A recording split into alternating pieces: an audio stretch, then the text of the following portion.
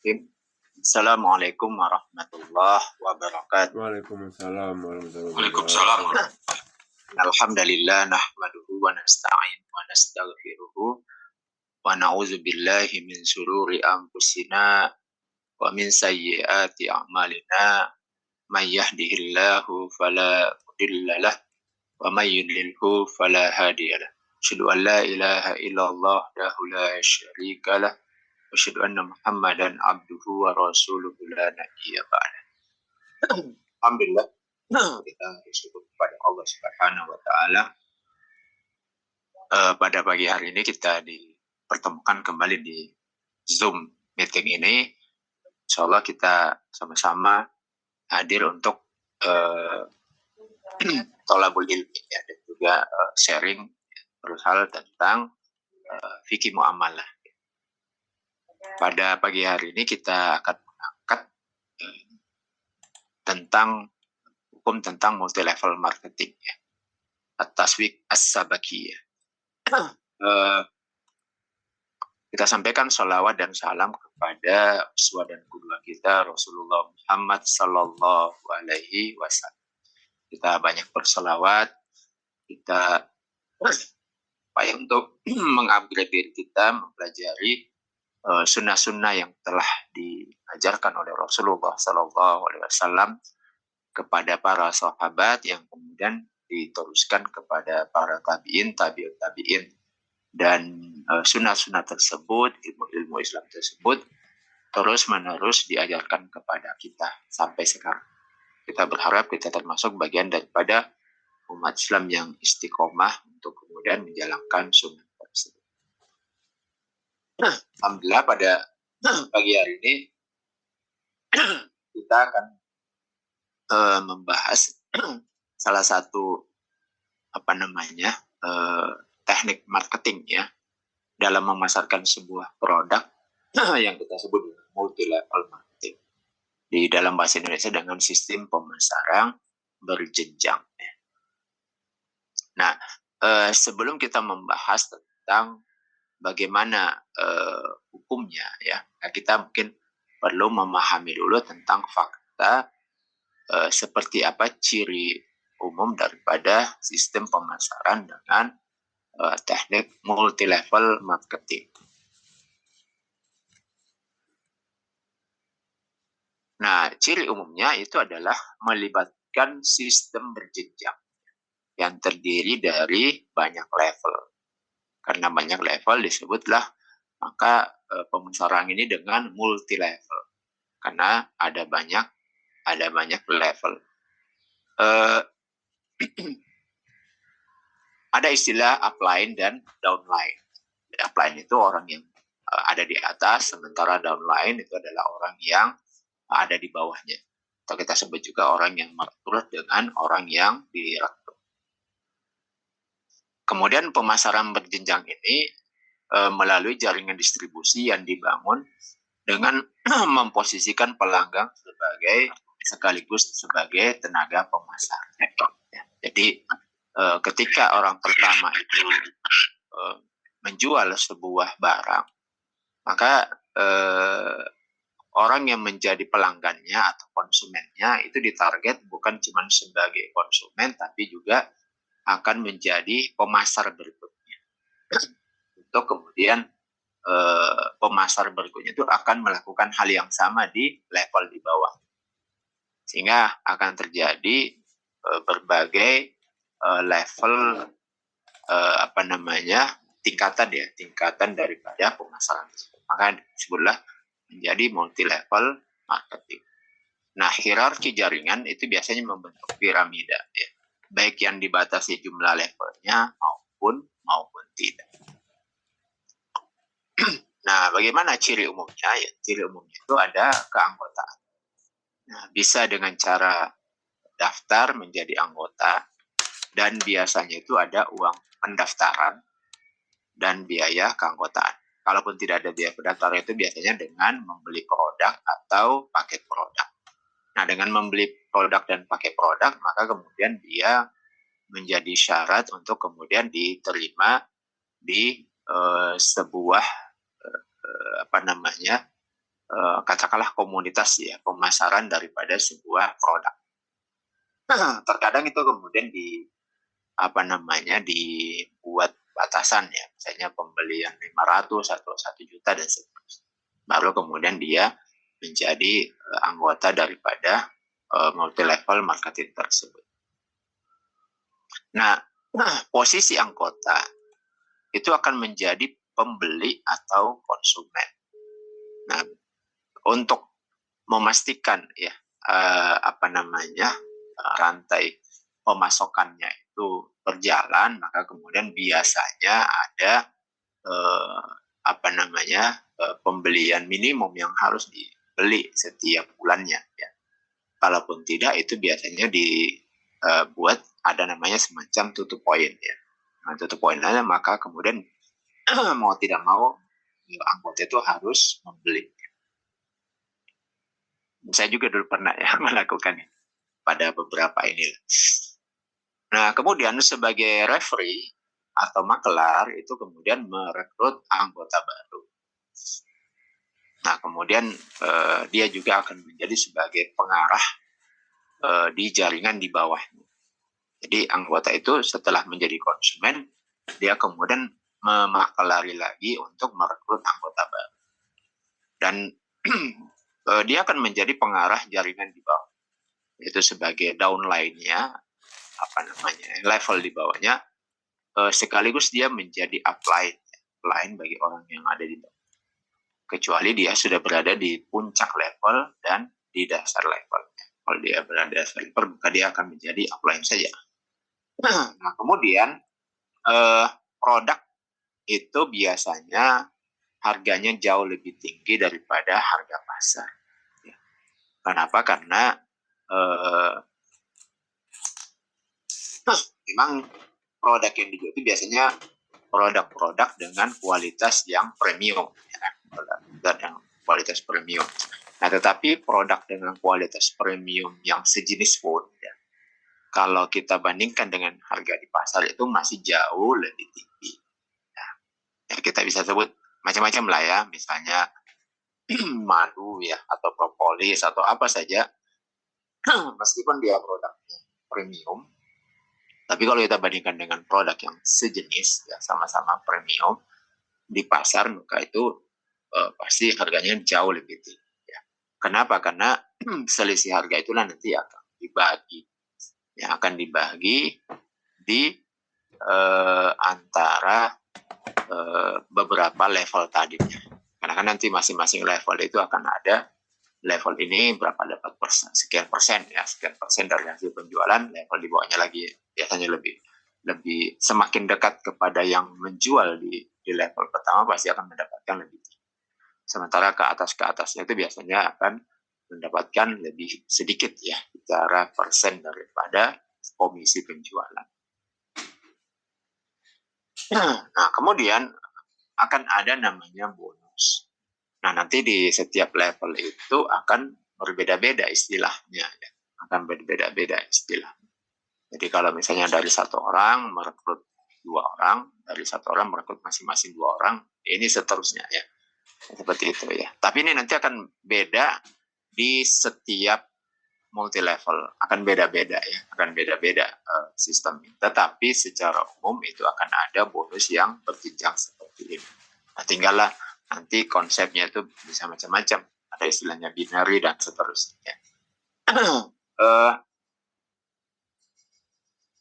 Nanti istilahnya mungkin bisa berbeda ya, tapi mungkin akan ada bonus yang langsung dari penjualan, dari pembelian atau penjualan. Ketika membeli suatu produk langsung dimasukkan poinnya berapa ya. Termasuk ketika dia menjual, ya, langsung dia akan dapat poin berapa, atau mungkin langsung dalam bentuk persenan yang nanti diakumulasi pada akhir bulan misalnya atau pertengahan bulan, tergantung aturan di multi-level. Nah, itu bonus langsung dari penjualan atau pembelian. Kemudian akan ada bonus berupa referee. Referee ini artinya mengagenkan. Ketika dia merekrut anggota baru, maka dia mendapatkan bonus ya sebagai agen. Lalu kemudian dari orang yang direkrutnya lagi terus ke bawah, maka kemudian akan ada lagi bonus jaringan, ya, baik dari pembelian jaringan dan atau perekrutan oleh jaringan yang kadang disebut dengan bonus kepemimpinan. Ya, karena dia dianggap sudah memimpin sebuah tim yang kemudian berhasil menghasilkan penjualan, maka kemudian tim-tim yang ada di bawah itu saling berbagi lah ya, saling berbagi. Misalnya di sini seribu ya, 1.000. Memang biasanya kecil-kecil saja per orang, tetapi nanti akan dilihat dari sisi faktor kali ya. Jadi faktor kali itulah yang kemudian membuatnya jadi besar. Kemudian ada syarat inventory loading ya. Jadi ada pembelian minimal biasanya. Nah, pembelian minimal atau biasanya minimal tutup poin setiap anggota per bulan itu berapa ya. Nah, itu biasanya ada untuk memastikan barang yang dijual oleh multi level marketing itu terdistribusi ya, minimal oleh anggota yang sudah direkrutnya. Seperti itu. Jadi ada minimum pemakaian yang harus dikonsumsi oleh anggota yang sudah masuk ke dalam sebuah multi level marketing. Nah, ada beberapa hukum yang terkait dengan multi level marketing ini. Nanti mungkin presentasinya tidak perlu saya buat terlalu panjang, nanti kita banyak diskusi saja ya. Karena ini saya rasa kalau secara fakta sudah sama-sama kita paham ya tentang fakta-faktanya di masyarakat. Karena pada umumnya banyak yang ikut. Saya sendiri dulu sebelum ngaji itu ada ikut beberapa. Waktu masih baru-baru dulu kan. Apalagi dulu banyak juga multi level yang berasal dari luar negeri waktu itu kan, macam-macam lah namanya, yang kemudian masuk ke Indonesia. Nah, beberapa hukum yang terkait dengan MLM yang kemudian dikaji oleh para ulama itu adalah yang pertama hukum dua akad dalam satu akad. Nah, itu dulu ya. Jadi hukum dua akad dalam satu akad atau hukum dua akad dalam satu transaksi. Nah, itu yang pertama yang perlu kita hukumi karena ini pasti terjadi. Ya. Nah, dua akadnya itu apa? Akad yang pertama jual beli, akad yang kedua adalah menjadi agen. Ya. Jadi satu akad baik jual beli, yang satu menjadi akad ijarah. Ya. Jasa mengagenkan. Nah, itu bagaimana kalau terjadi dua akad dalam satu akad atau dua akad dalam satu transaksi? Nanti kita bahas. Kemudian yang kedua hukum samsaroh. Hukum samsaroh. Ini samsaroh ini artinya menjadi agen. Bagaimana hukum keagenannya sendiri ya? Hukum keagenannya dalam multi level marketing. Kemudian hukum bonus atau komisinya. Kemudian hukum goban fahishi. Apa itu goban fahishi?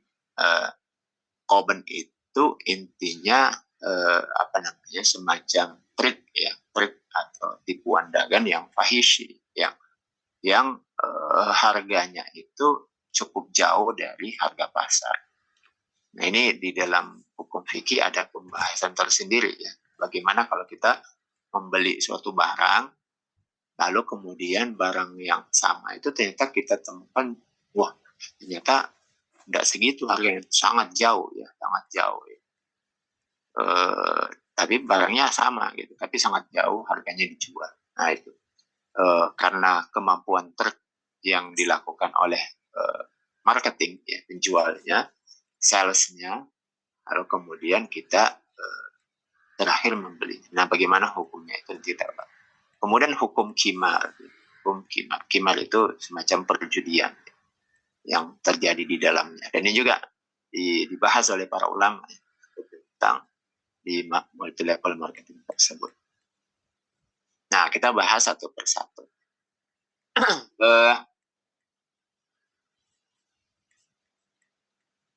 Yang pertama,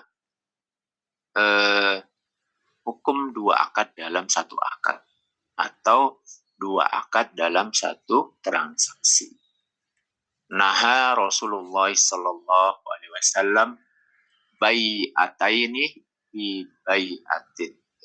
Jadi Rasulullah Sallallahu Alaihi Wasallam telah melarang dua pembelian dalam satu pembelian atau dua transaksi dalam satu transaksi. Imam Syafi'i memberikan syarah, Imam Syafi'i memberikan penjelasan. Jika seseorang mengatakan, saya menjual budak ini kepada Anda dengan harga 1.000, dengan catatan Anda menjual rumah Anda kepada saya dengan harga segini. Ya, artinya jika Anda menetapkan milik Anda menjadi milik saya pun menetapkan milik saya menjadi milik Anda. Ya, itu syarah atau penjelasan daripada hadis.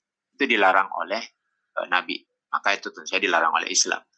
Jadi kalau kita melakukan transaksi jual beli yang kemudian dikaitkan atau disyaratkan dengan transaksi jual beli yang lain, maka itu dilarang, ya.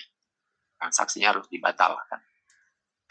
Saya menjual sepeda motor ini dengan syarat Anda menjual misalnya, atau sepeda motor sama-sama, ya, misalnya saya punya sepeda motor merek Yamaha, ya, saya menjual sepeda motor Yamaha saya kepada Anda dengan syarat Anda menjual apa yang menjadi milik barang ini. Misalnya dia senang dengan raketnya, ya, misalnya raket tenis yang mahal, misalnya, dia syaratkan seperti itu. Maka ini tidak boleh, ya, karena dalam satu jual beli, ya, dalam satu pembelian itu disyaratkan pembelian yang lain. Nah, kalau para ulama itu seringkali mencontohkan, itu saya jual barang Anda ini, jual barang ini dengan syarat Anda menikah, saya bisa menikah dengan anak Anda. Tapi ini masih beda yang lain, ya. Tapi ini juga tetap dilarang, ya, karena disyaratkan pada yang lain. Jadi dua pembelian dijadikan satu.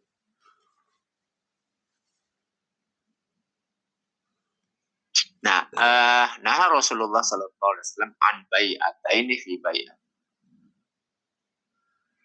Saya Taqiyuddin An-Nabhani menjelaskan bahwa maksudnya adalah ada dua akad dalam satu kesatuan akad. Nah, ya kan, jadi bai'ata ini dua jual beli atau dua pembelian dalam satu pembelian ini adalah akad. Maka ini hanya disebutkan contohnya. Yang dimaksud itu adalah akad secara keseluruhan, ya. Maksudnya adalah dua akad dalam satu kesatuan. Seperti ketika seseorang menyatakan, saya jual rumahku ini kepada Anda dengan syarat saya menjual rumah saya yang lain kepada Anda dengan harga sekian. Atau Anda jual rumah Anda kepada saya, atau Anda nikahkan saya dengan anak perempuan Anda. Seperti itu maksudnya. Jadi satu akad dikaitkan dengan akad yang lain, yang kemudian konsekuensi dari akad pertama dikaitkan juga dengan konsekuensi daripada akad kedua. Nah, ini yang tidak diperbolehkan. Nah, Rasulullah Sallallahu Alaihi Wasallam an safqataini fi safqatin wahidatin. Jadi Rasulullah Sallallahu Alaihi Wasallam telah melakukan dua kesepakatan, safqataini, dua kesepakatan atau dua akad, fi safqatin wahidatin, dalam satu kesepakatan. La tahillu safqatani fi safqatin. Jadi tidak halal ada dua kesepakatan atau dua akad fi safqatin, dalam satu akad. Jadi tidak boleh ada dua akad dalam satu. La yahillu salafun wa bai'un wa la syartani fi bai'. Jadi tidak dihalalkan salaf, akad pemesanan barang dengan jual beli, dan tidak dihalalkan dua syarat dalam satu transaksi jual beli. Imam Sarakhsi, fuqaha mazhab Hanafi, menyatakan bahwa melakukan transaksi jual beli dengan ijarah, kontrak jasa dalam satu akad, itu juga termasuk larangan dalam hadis tersebut. Ya, tadi kita sudah bahas bahwa di dalam multi level market itu ada dua akad yang disatukan. Jadi satu akad jual beli, lalu kemudian yang kedua adalah akad ijarah, menjadi agen. Dan kita tidak bisa memilih salah satunya saja, ya. Jadi harus satu paket ya. Kalau mau menjadi pembeli saja berarti tidak jadi anggota kan gitu ya. Tidak menjadi anggota. Jadi hanya pembeli lepas. Nah, itu pasti hukumnya tersendiri lagi ya, tidak dikaitkan sebagai anggota multi level marketing. Ya, kenapa? Karena beberapa produk itu memang manfaatnya bagus ya. Bahkan beberapa orang yang sakit itu menyatakan sembuh dengan mengkonsumsi produk-produk dari multi level marketing. Tetapi kita tidak mengkritisi dari sisi produknya ya. Dari sisi produknya kalau memang berkualitas ya harus kita akui berkualitas selama itu tidak mengandung benda-benda yang diharamkan. Nah, kalau seperti itu bisa menjadi pembeli secara tidak jadi anggota ya, pembeli lepas. Nah, sebagaimana jual beli dan ijarah dalam satu kesatuan akad dilarang, maka jual beli dan samsaroh, jual beli dan keagenan atau jual beli dan menjadi agen dalam satu kesatuan akad itu juga dilarang karena masing-masing adalah akad yang terpisah, di mana satu dengan yang lain tidak terkait dan tidak menjadi tuntutan yang diharuskan oleh akad-akad ya, oleh akad as-saraksi dalam kitab Al-Mabsut. Nah itu ya, jadi kalau ditanya mana dua akadnya yang terjadi di dalam multi level itu tadi ya, akad jual beli disatukan dengan akad samsarohnya, akad menjadi agennya tadi. Bahkan itu dituntut terus ya kan, terus harus tutup poin, berarti kan harus beli terus ya. Ada minimum pembelian itu berarti kan harus ada akad jual beli. Lalu kemudian harus ada referee ya, keagenan di bawahnya, merekrut anggota baru. Nah itu berarti disatukan. Itu yang pertama. Kemudian yang kedua dari sisi akad makelarnya, samsarohnya.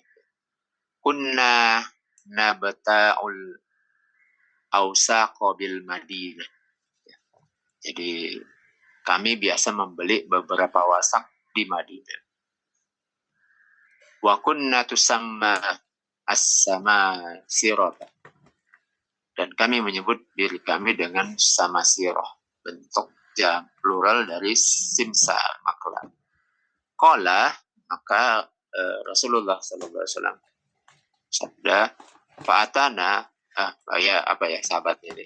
Fa'atana Rasulullah SAW, sahabat ini yang berkata, maka Rasulullah SAW itu keluar lalu kemudian mendatangi kami atau menghampiri kami. Fasammana bismi wa ahsanu mimma kunna tusamma bihi anfusana. Faqala ya ma'syar tujjar inna hasal bai'a yakhduruhu al-lagu wal halaq fashubuhu bis-sadaqah. Jadi Rasulullah keluar menghampiri kami lalu menyebut kami dengan nama yang lebih baik daripada sebutan kami. Boleh menyatakan ya ma'syar tujjar, wahai para pedagang. Jadi tujjar itu bentuk jamak dari tajirun. Tajirun itu artinya pedagang. Nah, sesungguhnya jual beli itu selalu dihinggapi kelalaian dan sumpah. Jadi yang namanya jual beli itu selalu disertai dengan kelalaian dan sumpah. Maka di surah Al-Jumu'ah, hari ini kan hari Jumat, itu ada surah Al-Jumat, kita kalau sudah azan Jumat, maka kita disuruh meninggalkan jual beli dan minal lagwi wa minat tijar, dari semua aktivitas ya, permainan yang melalaikan dan juga perdagangan. Seperti itu.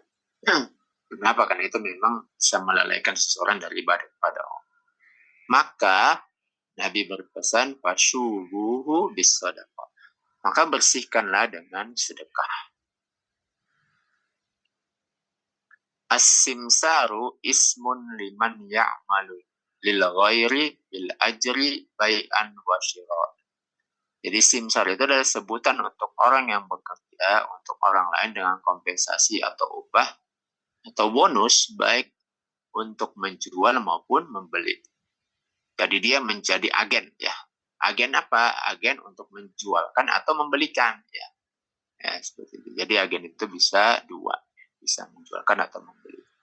Ibnu Manzur dalam Lisanul Arab, huwa fil bai' ismun lillazi yadkhulu bainal ba'i wal mushtari mutawassiton li imda'il bai' qala samsaratul bai' wassira. Jadi samsara adalah jual beli, sebutan untuk orang yang masuk di antara penjual dan pembeli sebagai perantara untuk mewujudkan jual beli. Ya, makelar jual beli.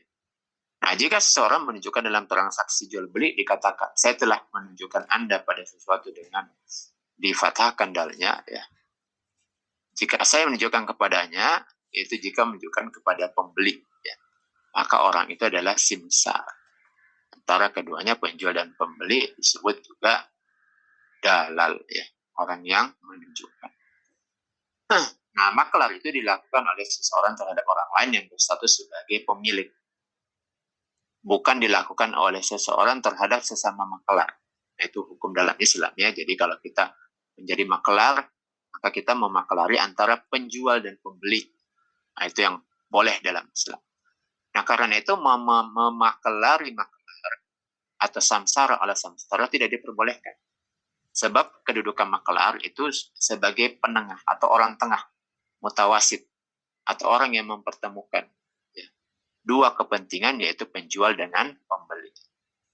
Jika dia menjadi penengah, maka statusnya tidak lagi sebagai penengah, sehingga gugurlah kedudukannya sebagai penengah atau sebagai makelar. Artinya, kalau dia menjadi penengah, orang yang di tengah, seperti yang ada pada multi level marketing, dia itu kan bukan memakelari pembeli dengan penjualnya, ya, produsennya yang pertama, tetapi dia menjadi makelar dari makelar yang ada di atas. Maka kemudian makelar yang sudah berjenjang itu yang kemudian didapatkan bonus penjualan. Ini yang tidak dilarang oleh Rasulullah Shallallahu Alaihi Wasallam. Jadi menjadi makelar atas makelar yang lain yang tadi sudah kita bahas. Kemudian imbalan yang diberikan kepada makelar atas jasanya mempertemukan penjual dan pembeli itu berdasarkan akad samsara. Komisi yang diberikan karena menjualkan barang itu berdasarkan akad wakalah bil ujur. Ya, maka hukumnya boleh sesuai dengan hadis takrir. Ya, diberikan oleh pihak yang meminta dipakelari, bukan dari kedua pihak. Boleh dari kedua pihak jika simsar tersebut menjadi dalal saja. Nah, sementara bonus berbeda dengan hadiah dan nah itu tadi ya, jadi menjadi makelar di atas makelar yang mana. Itu yang kemudian terjadi pada multi level nanti. Lalu kemudian goban fahishi ya. Inni ukhda'u fil buyu' wa qala iza bay'ata faqul la khilaba. Saya ditipu dalam jual beli, maka Nabi bersabda, jika kamu melakukan beli maka katakanlah tidak boleh ada penipu. Ya, sama ya seperti yang ada di bawah. Jadi goban itu adalah memanipulasi. Yang haram itu jika harganya terlalu jauh dari pasar. Nah sebenarnya berapa harganya yang wajar itu dikembalikan kepada kebiasaan di pasar di antara pelaku pasar. Nah karena apa? Karena dalam jual beli itu nanti akan ada harga biasa di masyarakat, apakah 10%, 20%, 30% dan seterusnya. Kalau orang jualan, kalau dia di bandara, tentu saja jauh lebih mahal. Ya. Tapi yang jadi bandingannya tentu saja sesama bandara. Ya. Nah, goban paisi harus memenuhi syarat. Ya. Yang tertipu tidak tahu harga pasar, kemudian selisihnya keterlambatan.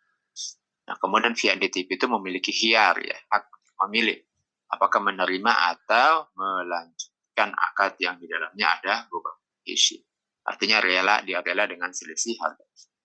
Mengembalikan artinya membatalkan akad.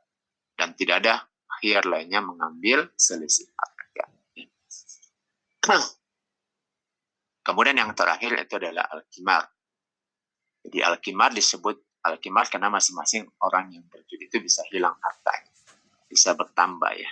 Nah, kalau kita mendapatkan penjelasan dari Majelis Ulama Indonesia yang pernah membuat analisis hukum terhadap multi level, ini juga banyak diulas dari ulama ya, buat penelitian dari Timur Tengah bahwa di dalam multi level juga mengandung unsur perjudian ya, ketika seseorang itu hanya masuk untuk bukan membeli barang tapi kemudian menginvestasikan hartanya hanya untuk mendapatkan bonus-bonus saja ya.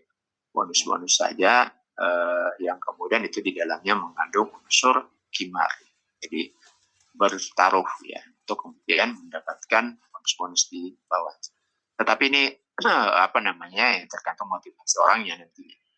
Yang lebih banyak disoroti itu adalah yang di atas tadi ya. Mulai dari 2 akad dalam satu transaksi, kemudian adanya lubang fahishi, kemudian adanya menjadi agen di atas agen yang.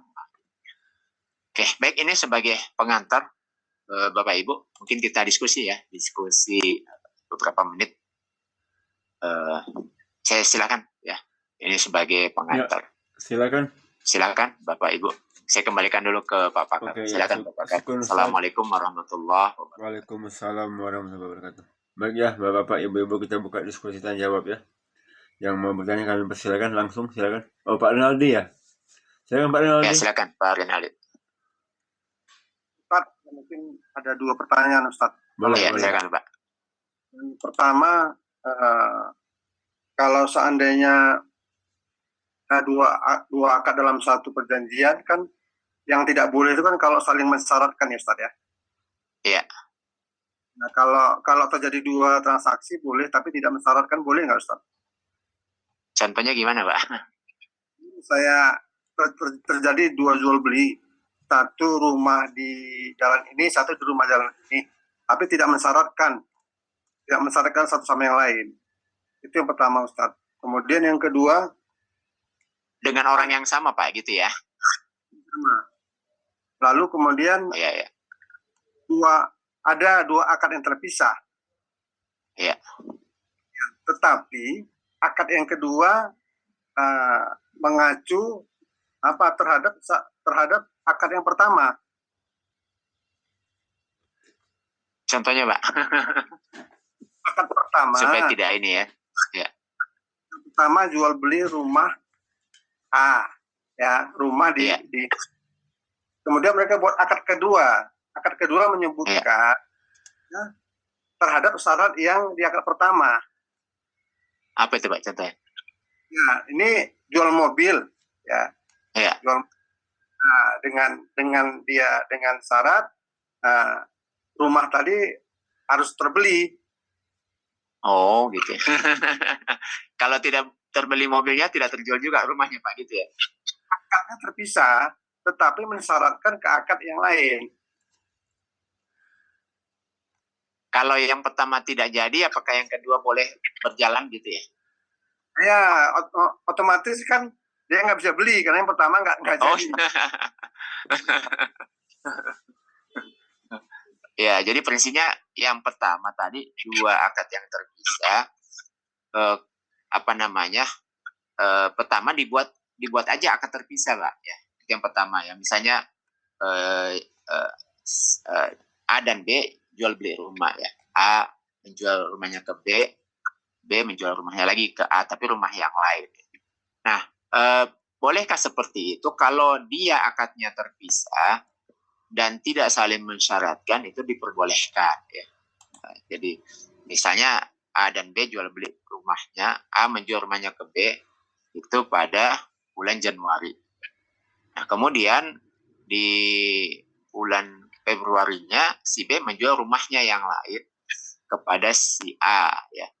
Dan tidak ada mensyaratkan bahwa kalau tidak jual A tidak jual pada B, maka B juga tidak akan menjualnya ke A. Ya, berarti tidak disyaratkan seperti itu.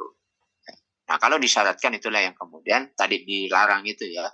Jadi tidak boleh bai'ataini fi bai'atin. Jadi 2 jual beli dalam 1 jual beli. Nah, seperti itu, di mana kemudian antara jual beli yang satu disyaratkan kepada jual beli yang lainnya. Jadi kalau misalnya terpisah dan tidak saling mengkaitkan, itu hukumnya boleh saja karena dianggap dua akad yang terpisah. Jadi kalau dikatakan menjadi satu transaksi atau menjadi satu akad itu kalau kemudian saling dikaitkan. Nah, dari mana kita tahu bahwa itu saling dikaitkan? Ya, tinggal kita lihat saja apakah ketika yang satu itu batal, yang lain pun jadi tidak jadi, nah itu berarti saling mengkaitkan. Ya. Tapi kalau misalnya kalau yang satu batal, yang lain tetap jalan, berarti itu tidak saling mengkaitkan. Seperti itu. Ya. Jadi kalau misalnya A mengatakan saya jual rumah Anda ke B, lalu kemudian si B akan menjual rumahnya yang lain ke A.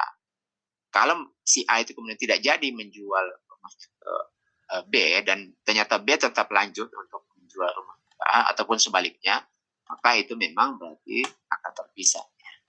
Tapi kalau si A itu kemudian mengatakan, nggak jadilah jualnya. Lalu si B mengatakan, kalau begitu aku juga nggak jadi. Berarti itu berarti memang menjadi sesuatu yang saling mensyaratkan. Gitu. Nah gitu Pak ya, sederhananya begitu. Kalau yang tadi gimana Ustaz? Yang kedua tadi Ustaz. Ya, kalau dia dua akad yang terpisah, tetapi dua akad yang terpisah ya Pak. Yang kedua akadnya mensyaratkan akad pertama itu harus terjadi. Ya berarti sama Pak ini ya. Kalau disyaratkan akad yang pertama harus terjadi sama Pak. Dia mensyaratkan meskipun dua akad yang terpisah, barang yang berbeda, waktu yang berbeda ya. Meskipun barang yang berbeda, waktu yang berbeda, tapi kalau kemudian disyaratkan itu berarti menjadi satu akad Pak ya. Seperti itu. Karena disyaratkan pada sebelumnya seperti itu. Tadi itu faktanya yang Bapak tanyakan itu yang pertama jual apa Pak? Atau nyewa gitu kan bisa akad yang lain. Yang pertama itu dua akad dalam satu perjanjian tapi tidak saling mensyaratkan. Iya. Contohnya Pak, langsung konkretnya aja misalnya apa gitu ya. Yang pertama tadi dia transaksi satu rumah di jalan A, yang satu di jalan B. Iya. Itu kan syaratnya sama semua, jadi tidak mensyaratkan antara A sama jalan A dengan jalan B, berarti itu kan boleh. Karena kalau yang pertama ada dua transaksi dalam satu perjanjian tapi tidak saling mensyaratkan. Iya. Itu boleh Ustaz ya, karena tidak mensyaratkan. Iya, tidak. Kemudian artinya kalau yang satu tidak jadi, yang lain tetap jalan gitu Pak ya. Tetap jadi. Iya. Oke. Cuma mereka digabungkan karena kan peraturan syaratnya sama. Oh gitu. Ya. Intinya tidak saling mensyaratkan, itu aja Pak. Kata kuncinya di situ. Kata kuncinya tidak saling mensyaratkan, dan kalau satu jadi, yang lain tetap jalan. Ya, kalau yang kedua tadi ada dua AJB, akte jual beli. Iya. Tapi yang kedua ada menyebutkan ya, ini akan saya bayar jika perjanjian yang akte AJB nomor sekian terjadi. Itu berarti nggak boleh Ustaz ya? Iya, berarti dikaitkan gitu Pak. Walaupun perjanjiannya dua. Iya. Yang satu jual belinya, anggap aja satu jual beli rumah ya, lalu kemudian yang kedua jual beli mobil gitu Pak ya. Misalnya gitu ya Pak ya, satu jual beli rumah, yang satu jual beli mobil. Jadi jual beli mobil akan dilakukan kalau jual beli rumahnya ini terjadi gitu ya, atau dilunasi gitu ya. Di akte nomor sekian itu. Iya. Gitu ya Pak. Berarti ini saling mengkaitkan gitu Pak. Iya. Terpisah. Gimana Pak? Akadnya terpisah ya, tapi saling dikaitkan ya. Akad pertama akte jual belinya rumah. Iya. Dia kan dibuat akad kedua. Misalnya mobil, perjanjian jual beli, akan saya bayar jika akad jual beli rumah yang nomor sekian itu laku. Maka saya akan beli. Berarti kan ngomong kan saling Saling Jadi berkait Pak itu ya. saling berkaitan apa Pak Renaldi? Ya, Iya, iya. satu Ustaz. Iya, iya. Berarti dalam satu itu Pak ya, dalam satu Ya tapi kan ini, dia kan dalam mensyaratkan satu gini syarat. nih. Misalnya saya punya rumah, tapi kalau Iya, mobil iya. saya laku, baru saya beli rumah Bapak. Berarti kan saling mensyaratkan istilahnya. Iya, iya, saling mensyaratkan Pak Saling itu. mensyaratkan Pak. Berarti Kalau kita nggak lihat boleh. itunya ya, saling mensyaratkan ini. Mungkin itu Pak Renaldi ya. Kita masuk yang kedua ya kayaknya sama Pak Maroni ya kayak mau nanya nih. Pak Maroni silakan. Ya, silakan Pak Maron. Assalamualaikum warahmatullahi wabarakatuh Pak Ustaz. Waalaikumsalam warahmatullahi wabarakatuh. Pertama, apa hukum misalnya ada salah satu bank menawarkan untuk menjadi nasabah prioritas, tapi mensyaratkan kita dengan menjadi nasabah prioritas kita akan mendapatkan keuntungan-keuntungan dari bank tersebut. Contohnya kita mendapat kemudahan di lounge di bandara seperti itu Pak Ustaz. Tapi dia mensyaratkan ada minimal saldo yang harus ada mengendap di bank tersebut Pak Ustaz. Itu pertanyaan pertama Pak Ustaz. Pertanyaan kedua, hukum jual beli di mana penjual menjual contohnya buah-buahan Pak Ustaz. Contohnya buah di tempat kami duku misalnya. Nah, displaynya itu dukunya itu buahnya itu yang di atas ditaruh yang besar-besar Pak Ustaz. Sehingga pembeli tertarik. Tapi kenyataan pada saat kecil-kecil bukan yang display tadi gitu. Ustaz. Apa hukumnya itu Ustaz? Syukran. Iya. Oke. Yang pertama tentang fasilitas nasabah prioritas. Jadi kita sudah bahas sebelumnya, ini masuk ke dalam manfaat pada hutang. Ya.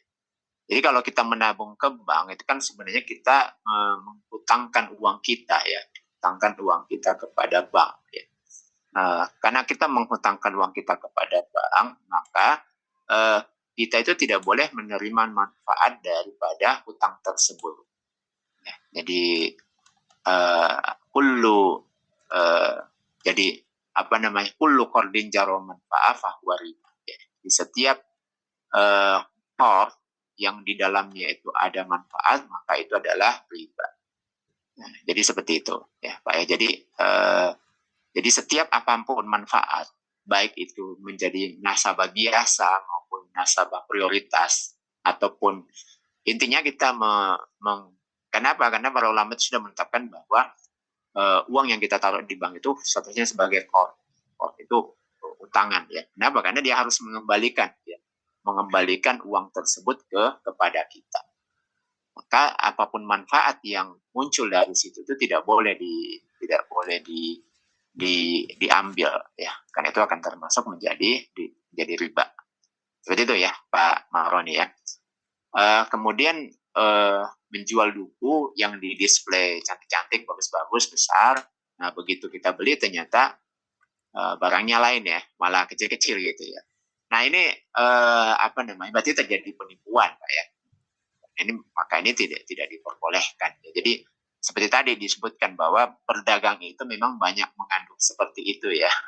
Jadi banyak mengandung hal-hal yang seringkali menipu orang. Nah, kemudian dia disuruh memperbanyak sedekah. Meskipun kadang secara halus ya, secara halus.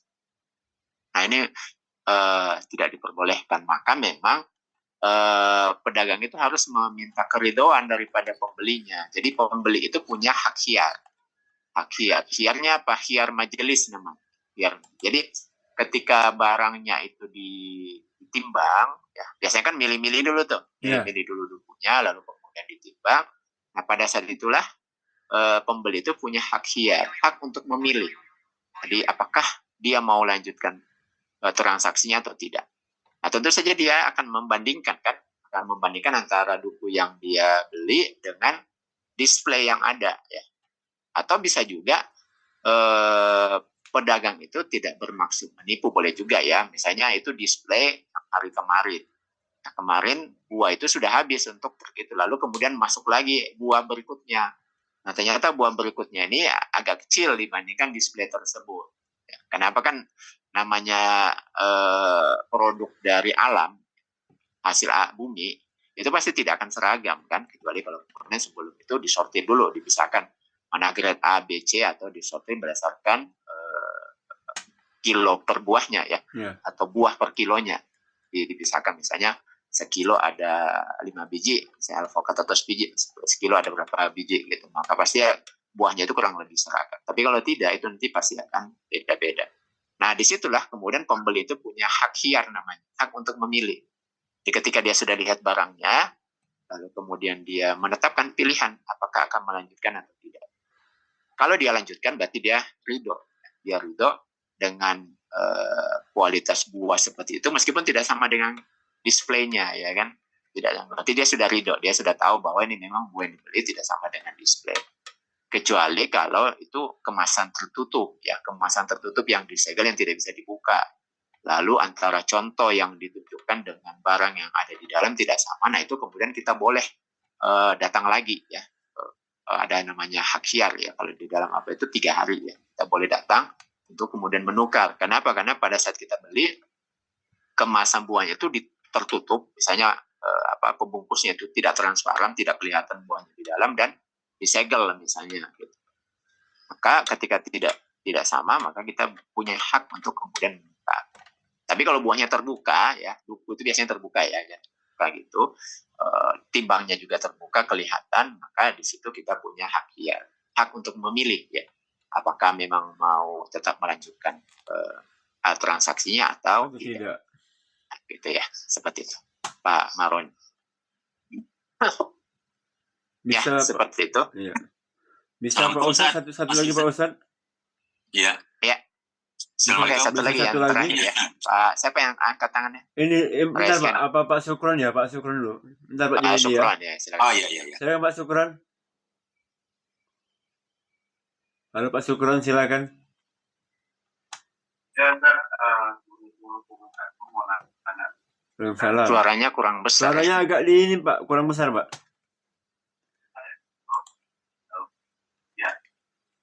Jadi Dengar suaranya nggak ada. Pak Junaidi dengar nggak? Sorry, saya nggak dengar ya. halo Kak. Halo ya. Halo. Jadi gini Kak, mau nanya, jadi bagaimana hukum jual beli tukar tambah itu termasuk 2 akad. Nah, itu yang pertama. Misalkan saya beli mobil, saya punya mobil, saya tukar tambah gitu kan, apakah itu termasuk hukum jual beli 2 akad. Kemudian bagaimana hukumnya jual beli yang tebus murah, itu kan sering tuh yang kayak di swalayan gitu kan, kalau kita bisa beli lebih murah kalau kita membeli pembelian kita melebihi dari 100.000 gitu, jadi kita bisa beli ini lebih murah. Nah, itu gimana hukumnya Kak? Terima kasih Ustaz. Iya. Yang pertama tentang tebus murah, kalau dikaitkan, ya, intinya kan tadi yang oleh Nabi itu adalah ketika mengkaitkan antara pembelian yang pertama dengan pembelian yang kedua. Jadi kalau barang ini harga normalnya 50.000, boleh dibeli 20.000 kalau kemudian sudah membeli barang yang lain 100.000, gitu ya. Berarti kan dia menjadi syarat dari pembelian yang lain. Berarti apakah boleh itu kita beli kalau tidak beli yang 100.000? Kalau tidak boleh berarti disyaratkan. Nah, itu saja tadi ininya kan. Seperti itu menjadi patokannya. Jadi kalau misalnya ternyata barang yang ditebus murah itu tidak boleh kita beli dengan harga lebih murah, kalau pembelian yang pertama tidak, maka itu berarti saling mensyaratkan. Nah, seperti itu. Nah, ini berarti tidak diperbolehkan karena saling mensyaratkan pembeliannya. Tadi kan yang dilarang oleh Nabi itu ketika kita mensyaratkan satu pembelian dengan pembelian yang lainnya. Dan pembelian yang kedua tidak akan jadi kalau kita tidak membeli yang pertama. Nah, gitu. Itu apanya ya? Itu yang menjadi patokan pembelian ini. Seperti itu, jadi atau tidak. Nah, kemudian yang kedua masalah mobil. Ya, yang kemudian yang kedua Nah, ini anak-anak udah minta diantar ke sekolah. Tukar- Yang tukar- kedua tukar itu sama mobil, adalah tukar sama mobil. apa namanya, tukar tambah ya, tukar tambah. Jadi tukar tambah itu apa namanya, jual beli dengan membeli dengan barang yang lain ya, dengan tambahan ya, dengan tambah. Jadi pada dasarnya ketika kita jual beli itu boleh membeli dengan uang atau membeli dengan barang yang lain. Itu hukumnya boleh ya. Namanya barter ya. Ketika kita apa namanya menjual ikan ya, orang Tanjung Balai misalnya kan bawa ikan, lalu kemudian ketemu dengan orang dari Tanah Karo ya. Tanah Karo itu produksinya apa ya, sayur misalnya kan, lalu kemudian dia jual ikannya dibeli dengan sayur misalnya, sayurnya tentu saja lebih banyak ya kan, berapa gitu ya, yang menurut taksiran mereka itu senilai, maka hukumnya boleh ya, seperti itu. Nah, hukumnya boleh, kecuali kalau dia itu adalah barang-barang yang termasuk ribawi ya. Termasuk ribawi, maka harus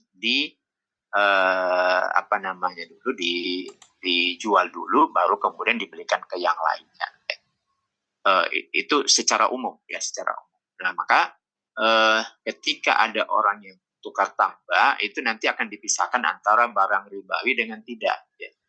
Jadi kalau dia berbentuk emas, ya, berbentuk emas, misalnya gini, ada orang punya emas 24 karat, ya, 24 karat, beratnya misalnya 5 gram. Kemudian ada orang punya emas 7 gram, tapi pasti karatnya lebih rendah, ya kan? Nah, mereka kemudian mau tukar tambah. Nah, ini hukumnya tidak boleh ya, karena hukum tentang apa namanya barang riba itu punya hukum tersendiri ya. Kenapa? Tukar menukar dengan apa namanya tidak sepadan beratnya, maka ini masuk ke dalam riba pada benda-benda yang termasuk barang riba. Jadi tukar tambah emas itu tidak diperbolehkan. Ya. Maka bagaimana syarat supaya bisa terjadi? Orang yang mau tukar tambah jual dulu ya, jual dulu ke tukang emas, ya. Jual dulu ke tukang emas emasnya, kemudian setelah dia jual, baru kemudian hasil pembeliannya, baru kemudian dia beli lagi emas yang lain. Nah gitu caranya. Jadi dibuat akad dulu satu, selesai baru kemudian akad yang berikutnya. Itu kalau emas gitu ya. Nah tapi kalau barang-barang yang umum,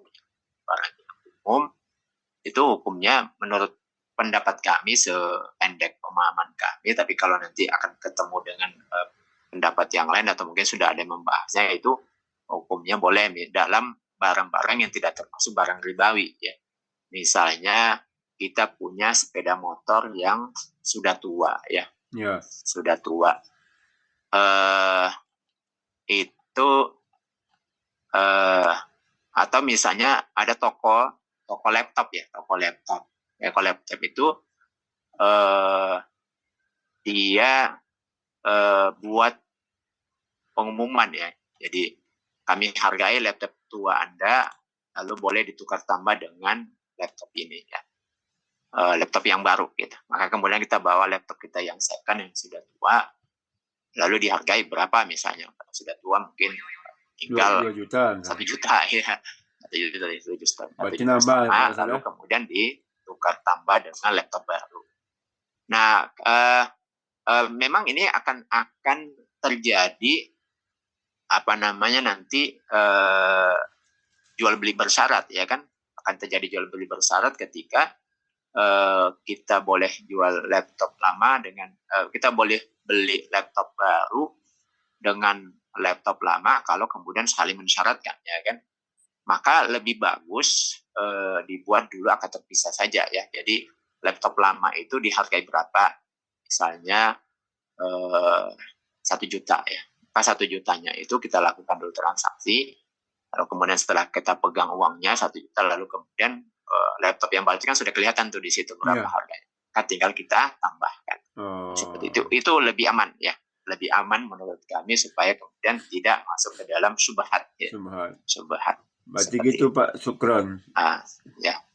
Mobil Bapak jual dulu, kan udah nampak tuh berapa yang mau Bapak beli ya, baru Bapak tambah uang, baru beli mobil yang baru itu. Ya, kita aja lebih aman ya. Lebih aman. Seperti itu. Oke, Sukron. Pak Junaidi, Jumat depan Pak Junaidi ya? Jumat depan ya? Iya, Kayaknya Pak Pak Ustadz. Ustadz apa nih, udah agak Betul, iya Pak Bakar, bergerak.